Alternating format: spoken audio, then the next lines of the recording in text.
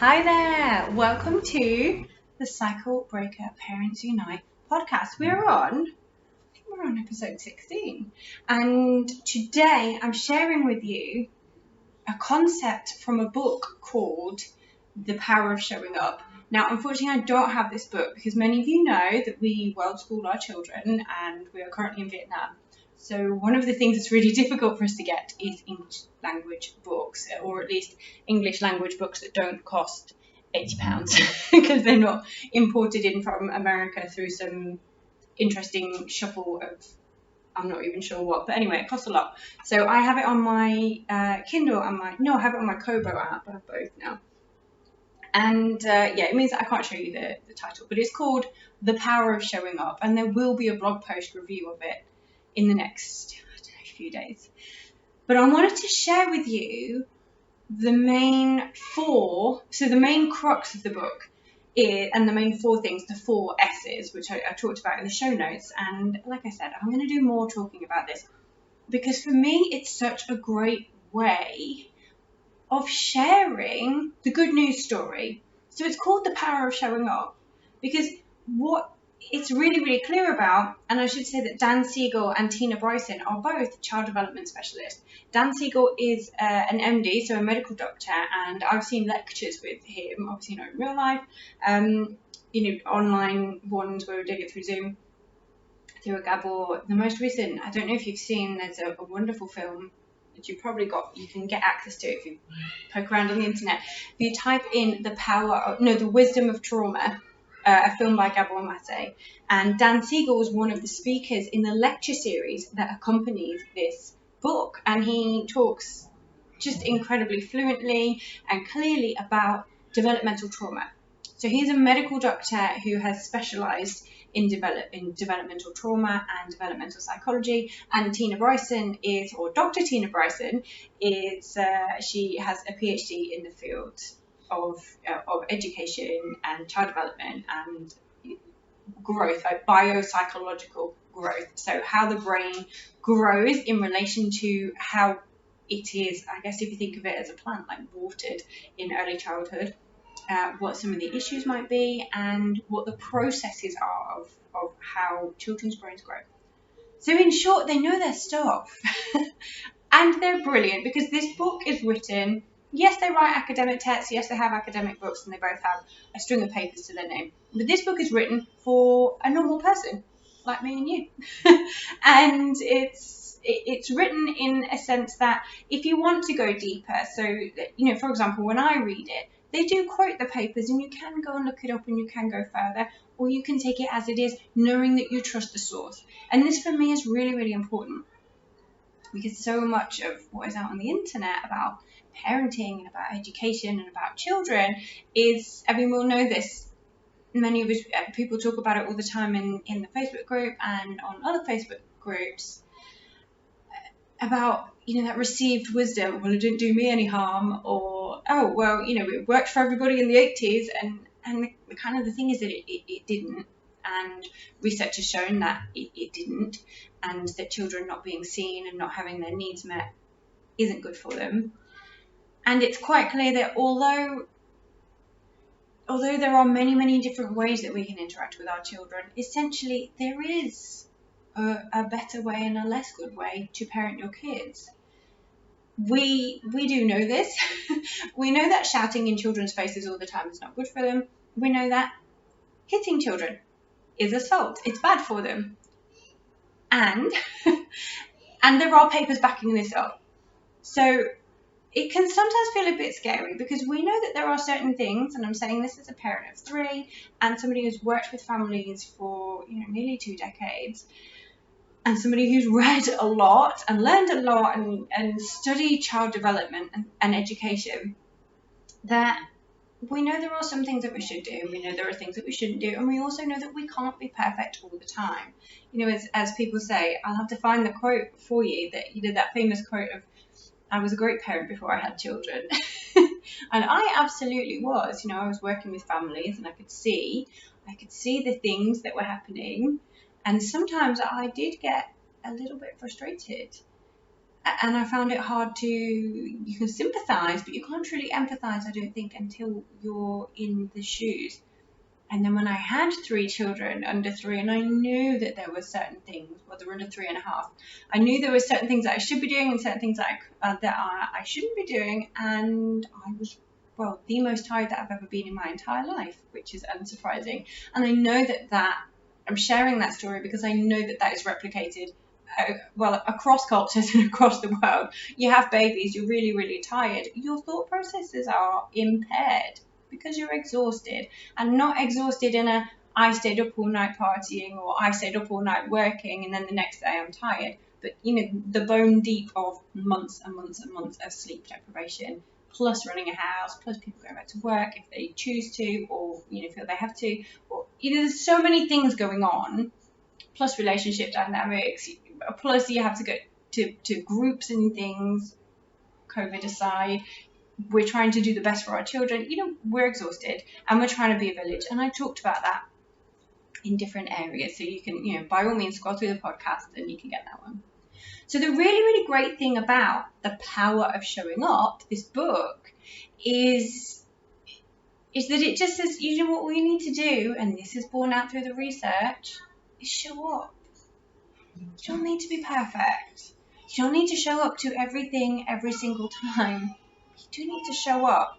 And if you're really tired or you're really upset and whatever has set you off, something has made you, maybe you shouted, maybe you leaned into issuing a threat because you had to get out the door because you had a really, really important meeting at work, and there are huge ramifications if the children don't do the thing that you need them to do, and you've done what I call pulling rank, where you've taken the power, you've weighed the power seesaw and said, you know what, I'm bigger than you, so just do it.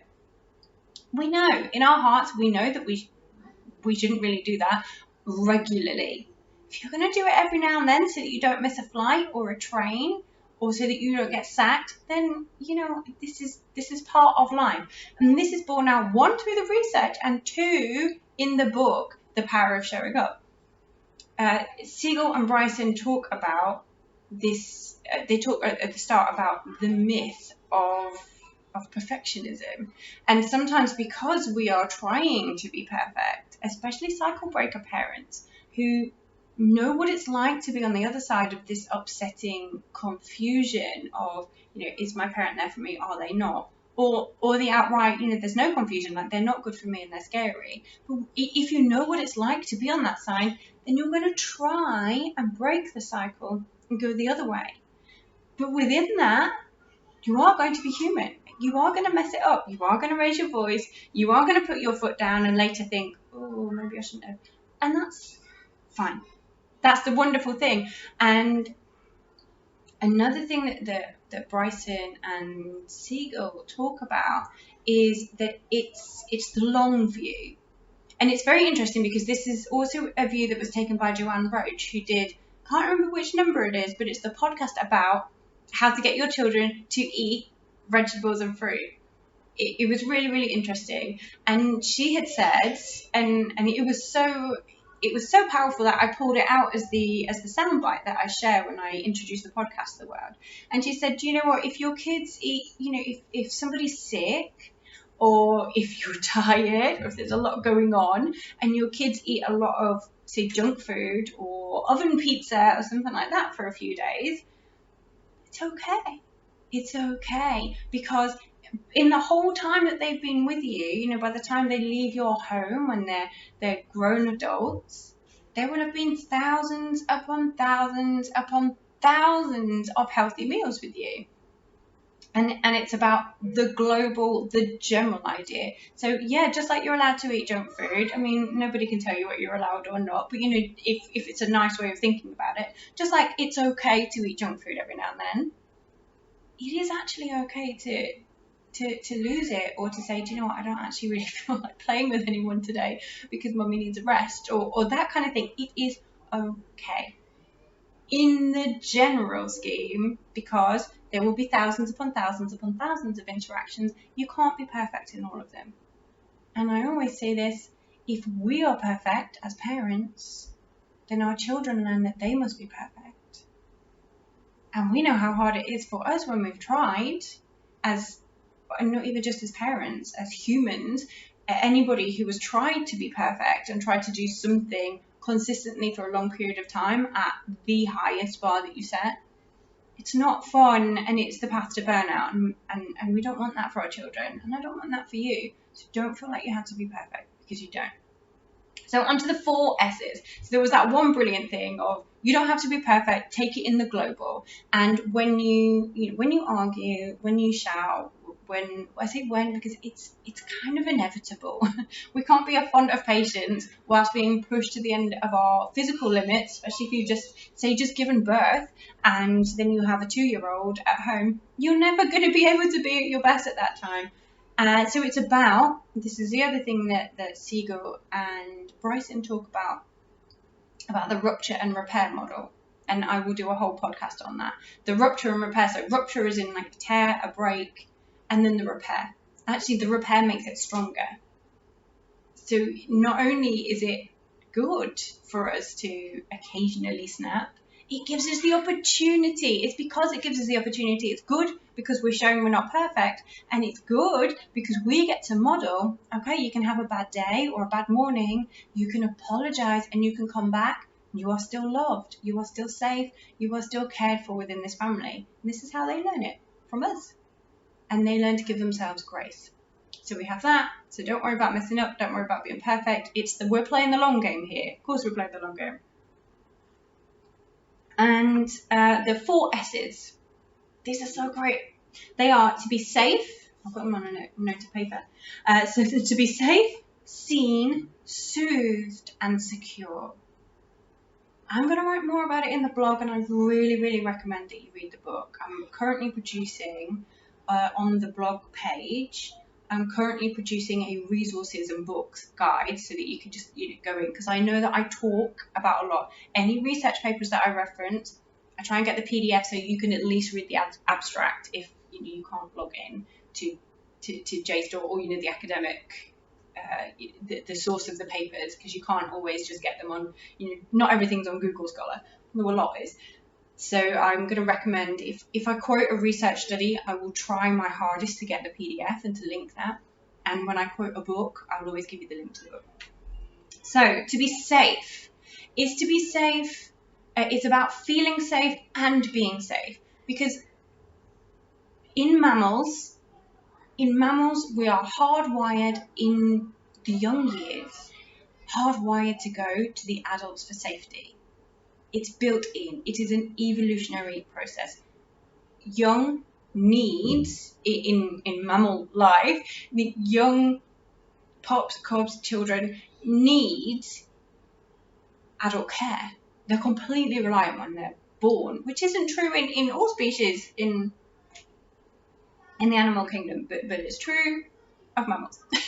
So they're hardwired, and the ones that haven't sought it, throughout history, like long history, haven't survived, because you need to rely on a parental figure to get you milk, to get you food. This is just a truth. And this is where I'm going to do a different podcast on all about attachment. I think I'm going to turn it into a whole workshop, because it's huge. It's where we have this as adults. We need to not only make our children be safe, as in safe from the absence of saber-toothed tigers or falling down the stairs. When you think about baby proofing, that is our job, because if we don't do it, a 10-month-old baby who is just learning to crawl and roll may well fall down the stairs, because they haven't developed the skills and the understanding to forward plan and to think ahead and to understand risk. They learn by falling. So we create a space where they can do it in a safe place, so they maybe fall off a cushion onto the floor. They learn about things like gravity that way, not by falling down the stairs. That's why we have stair gates. And it's our responsibility as adults to keep them safe. It's like things I remember saying many years ago, in that time before being a parent. Oh, I'm not doing range, they don't look very good. I'm not sure about how comfortable I feel.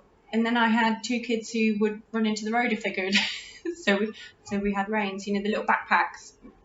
They had a bumblebee with the reins on the back, and they really liked it, and I really liked it, and it meant that they could walk with me on the pavement and not run into the road. Why? Because it's my job to keep them safe, because they are not cognitively able to process the risks of running into the road. And so it's our job to keep them safe. But it's also our job to make them feel safe from us. What do I mean by that? I mean, it's our job, yes, to keep them physically safe and to make sure they brush their teeth so that, that their body is safe and things like that, and eat healthy food so that they grow in a safe way. And it's our jobs not to be scary. I'm going to refer to the start of this podcast where I mentioned that it's okay to mess up, it's okay to bark, it's okay to to be cross sometimes. It's okay to pull rank if you're going to miss a plane. Sometimes, particularly when you have more than one child, you're a bit more able to sit and take some time. If they don't want to leave the park and they're crying and they're very upset, you are able to sit with them and to work it through and to really listen to all of their feelings and come to a conclusion together. When you have 2, 3, or 4 children, and if you were to do that with one child, the other ones are unsafe because you have your back to them and they're running about and you actually need to be home at a certain point. It's not always a luxury you have. So it's not about meeting everybody's entire needs all the time. And again, like I said, it's not about being perfect, but it's about, when we think about things like alcohol abuse, a parent under the influence of alcohol or drugs may, quite possibly will, present with some scary behavior.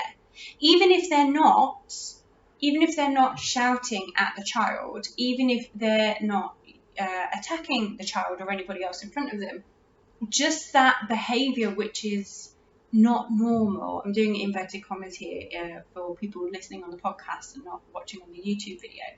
It so challenges the norm to see a parental figure who we are hardwired to see as safe and strong and stoic and always there and the rock, because we're mammals.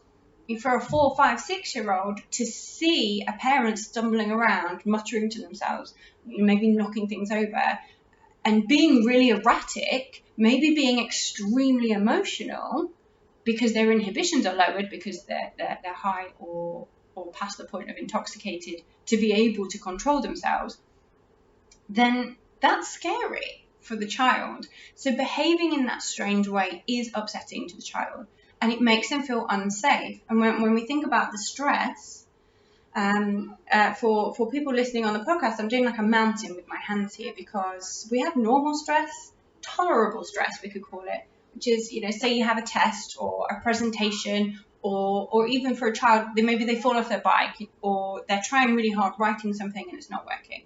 And so their stress levels peak, they get higher, and then they are soothed, which is another S, which I'll come to, and they're able to calm their stress levels down on the other side of the mountain. Stress, and then this is normal stress, this is tolerable stress, and it's actually helpful for our bodies as we grow, and it's helpful for children and adults to see and to learn, not everything is perfect. Life is not sunshine and rainbows. There will be stressful times, and I have the power and the support from those around me. I am safe when I experience hard things because it will be okay. There will be obstacles in my life and I can surmount them. I can come out the other side. So there's safe. So there's safe from the world and from outside stresses and, from being unhealthy and things, and safe from us being erratic, because that in itself is a form of trauma. When we are not feeling safe because our parental behavior is such that it challenges the order of things that children should be able to come to expect. They talk more about this in the book as well, so you can, if you want to know more information, either email me or send me a message through the Cycle Breaker Parents Unite Facebook group. And so that itself is a form of trauma.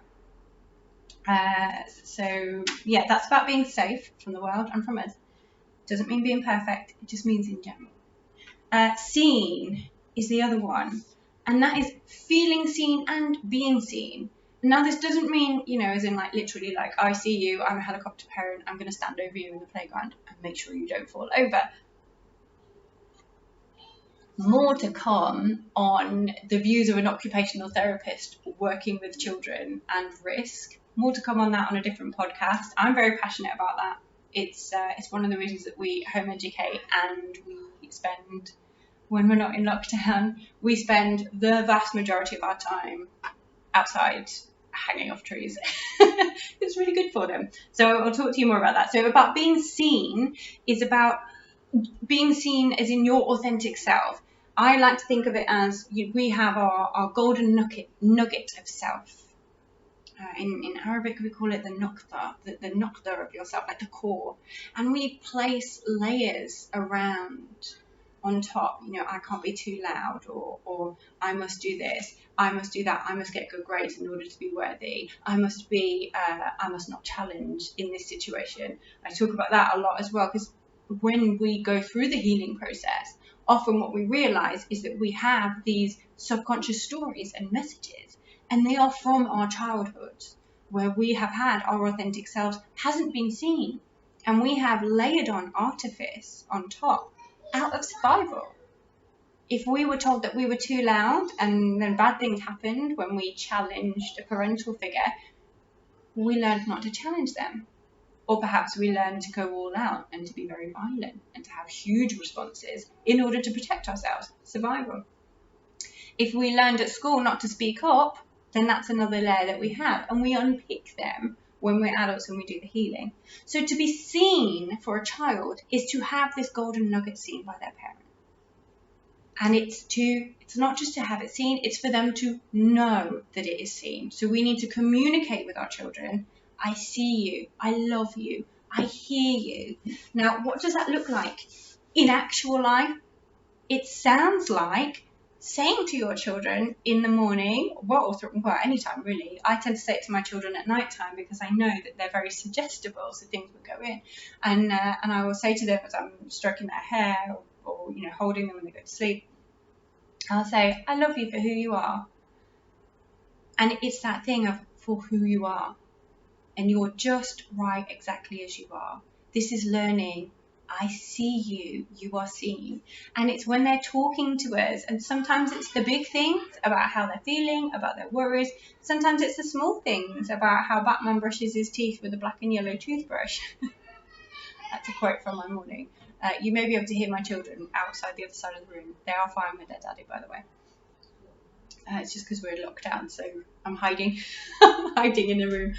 And it looks like listening, wholehearted, complete. If you have your phone or a book or something in your hand, put it down, show them. That's what it looks like. So it sounds like, effectively, these are positive affirmations, aren't they? I love you, I see you, you're important to me. And then when your children say things, it's giving them a space to challenge you. I did a video the other day about my daughter who, and I hadn't realised this was a thing, and it was really good because, it was painful, but it made me reflect that she'd spilled something and I'd had this big reaction. I was like, oh no, another spill, oh come on, can't you be more careful? Because I was very, very tired. And she'd said when we were reading this book, it was one of the Orchard reading books, Biff and Chip and Kipper, if you know it, which I'm sure you do. And it was where somebody spilled something and the mum said, no fuss, tidy up the mess. And she'd said, I wish you were like this when we spill things, because you get really upset. And I realised that she was right. And it was really painful. So off I went to go and journal it later on after they'd gone to bed. And I remember actually that it was a really, really big thing in my life. So for me to show her, when I was young, we weren't allowed to spill things under any circumstances. And that's where my anxiety about spilling stuff came from. Because truly, I don't really mind as long as we wipe it up after. So it was a really good starting point.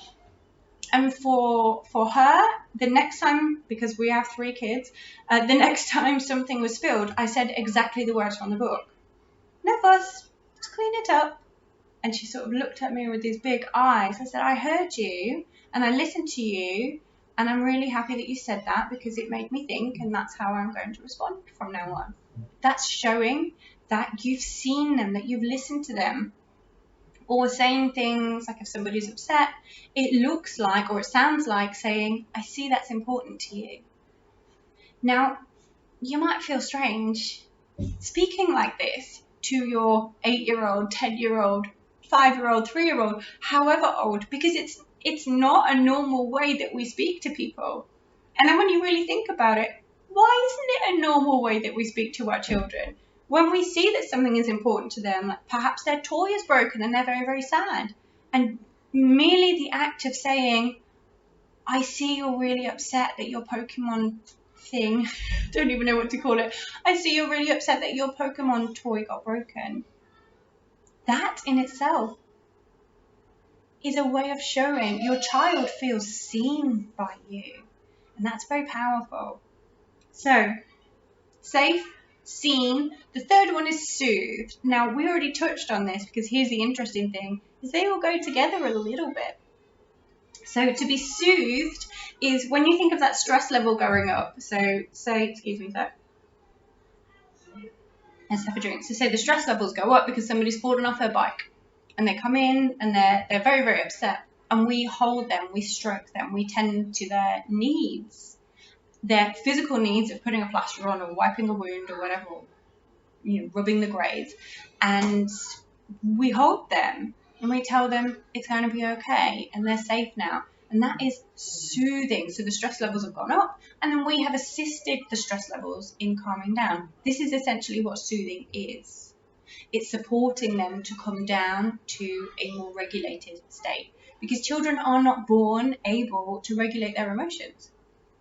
It's why cry it out is, well, controversial in one way, but it's also been shown many, many times that it doesn't soothe. The idea of a child, certainly a baby who self-soothes, it isn't a thing. It doesn't happen. Children, young children and babies need support to soothe themselves, because what they don't learn is how to soothe themselves. What they learn is nobody's coming, and then they start crying. And that's not what we want for our babies. We want our babies to know that they're safe. I say this as a mom of 3 who is still soothing boys at night time. and some days it feels a lot, and some days I have to then go and have sleep in the daytime when that's possible. You're probably laughing because isn't that wonderful if we can, and often we can't. But and some days I have to go to bed at 8 p.m. It's not the most fun thing ever, is it? The nighttime wake up.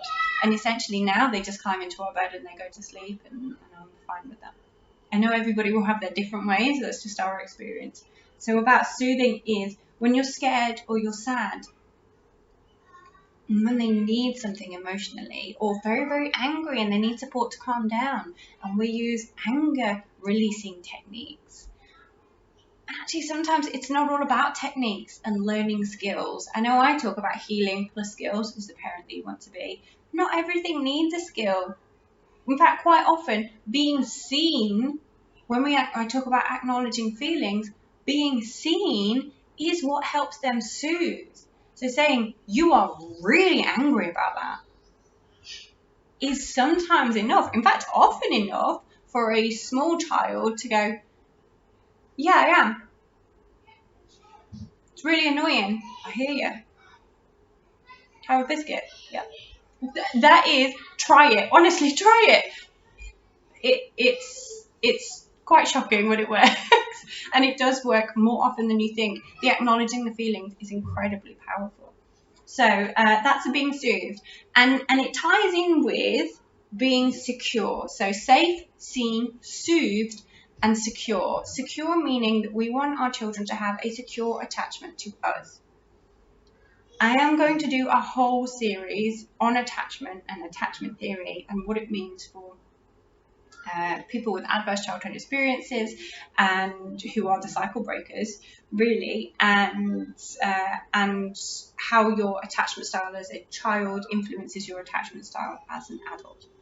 So there is more of that coming, and there isn't space here, and this is already a half an hour long podcast.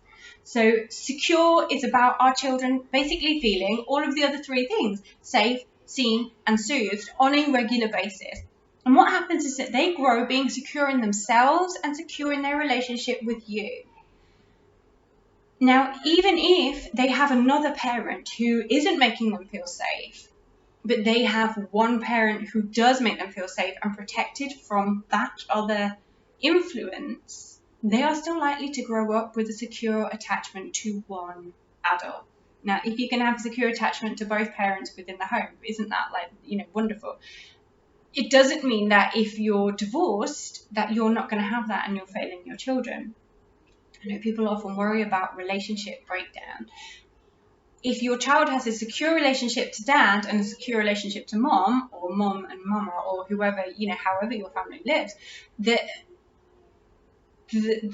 value of the secure relationship is seismic in its foundation for your child's life.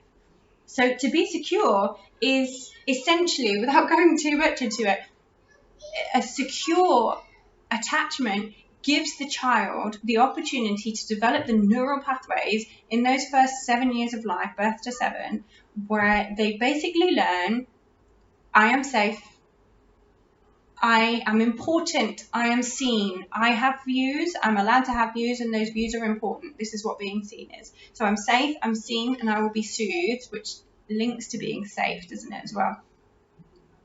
Everything's going to be okay.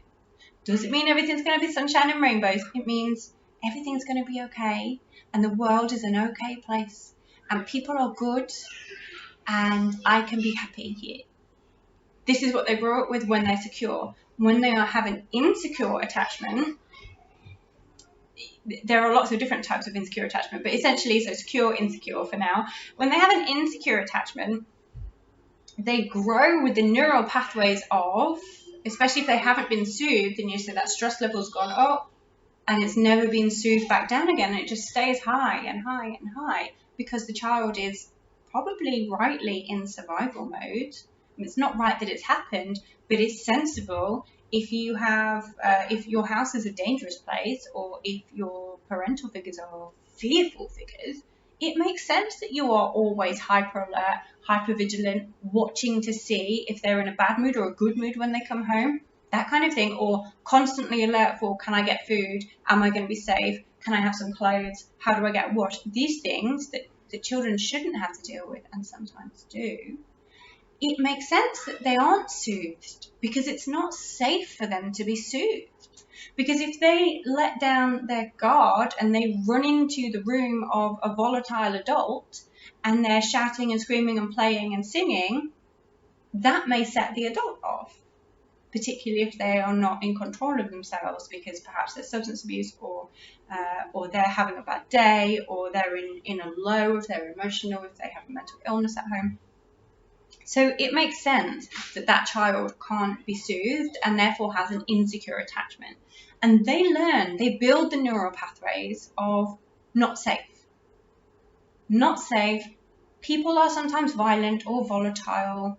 I am not worthy. I should not speak my truth. This is what they learn as they grow. This is the cost of the insecure attachment. And here's the wonderful thing, because that's quite dark, isn't it?